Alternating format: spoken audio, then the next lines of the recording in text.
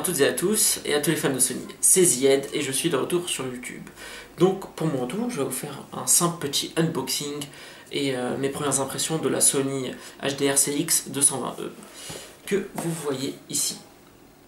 Donc, alors je l'ai, pour info, au niveau du prix, je l'ai acheté sur Amazon pour 170 €. J'ai également pris la petite housse qui va avec. Et une carte mémoire de 16 Go. Le tout m'a coûté 201 €. Donc c'est vraiment pas cher du tout pour un produit d'une telle qualité. Donc avant je filmais avec une Sony HDR TG7, que vous pouvez voir ma présente vidéo. Ça me plaisait beaucoup et tout ça, mais j'ai dû m'en séparer parce que j'avais plus trop le temps de faire des vidéos et tout ça. Donc bref, en ce moment même je filme avec la CX220E, donc vous pouvez voir un peu la qualité. Et donc voilà. Je vais vous présenter un peu le packaging, donc packaging basique avec le logo du Brésil, de la Coupe du Monde, parce que Sony c'est le partenaire officiel et tout ça. Alors ici, on peut voir les différentes fonctionnalités. On peut voir que la caméra dispose d'un appareil photo de 8,9 mégapixels, un zoom de 32 fois, un enregistrement progressif et MP4, et ainsi qu'un câble USB intégré. Donc à propos du câble USB intégré, ça m'intéressait vraiment beaucoup parce que j'ai vu des photos mais je voyais pas vraiment comment c'était fait en vrai. On verra ça donc un peu plus tard.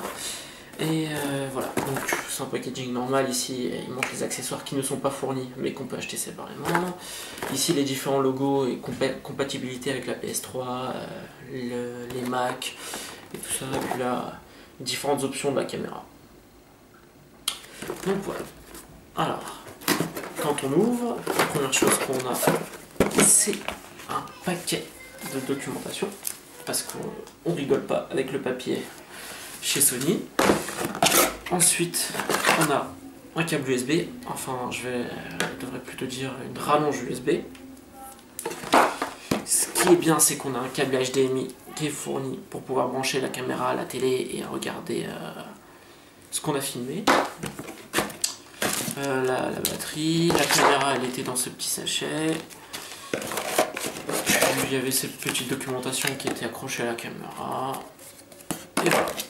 Et après, vous avez beau chercher dans la boîte, il n'y a pas de chargeur de batterie. Parce que la caméra se charge directement par USB avec votre ordinateur ou n'importe quoi d'autre.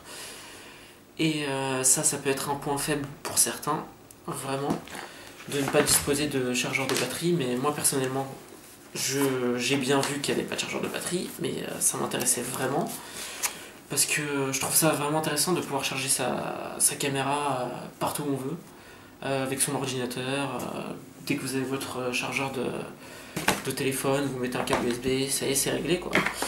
Mais vraiment ça peut en gêner beaucoup, certains. Donc voilà. Alors après ça, on va faire, je vais vous faire une petite présentation rapide de la caméra et vous donner mes premières impressions. Et voilà, donc comme promis, le petit aperçu de la caméra et mes premières impressions. Donc ici, on voit la caméra Sony, 8,9 mégapixels, etc. Donc quand je l'ai prise la première fois dans mes mains, j'ai fait mais qu'est-ce que c'est que ce truc ultra léger quoi. Vraiment, on sent rien du tout. C'est vraiment super léger, c'est incroyable. C'est du poids plume quoi. Comparé à ma Sony HDR TG7, ça change beaucoup. Donc alors voilà, ici le petit cache, il s'ouvre manuellement, comme ça. Hop.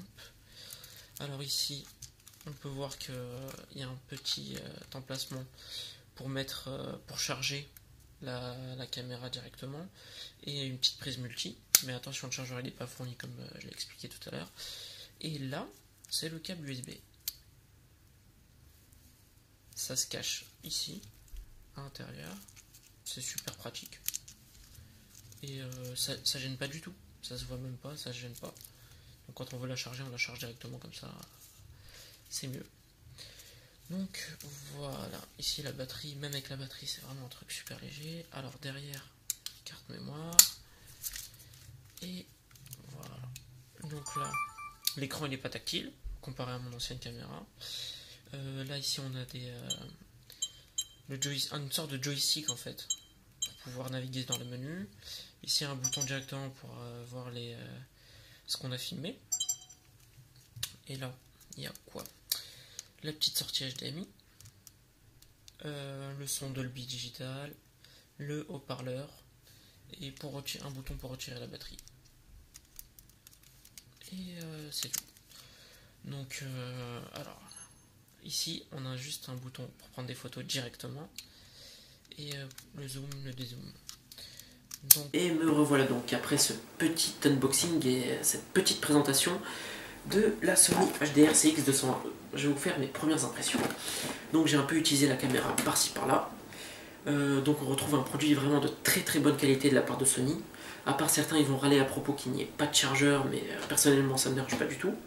Donc on retrouve une caméra qui est Full HD, 1080p, un appareil photo intégré de 8,9 mégapixels, un objectif qui est grand angle, ça c'est vraiment bien, un zoom de 32 fois, et ce qui est bien, c'est qu'on a aussi l'option Steady Shot.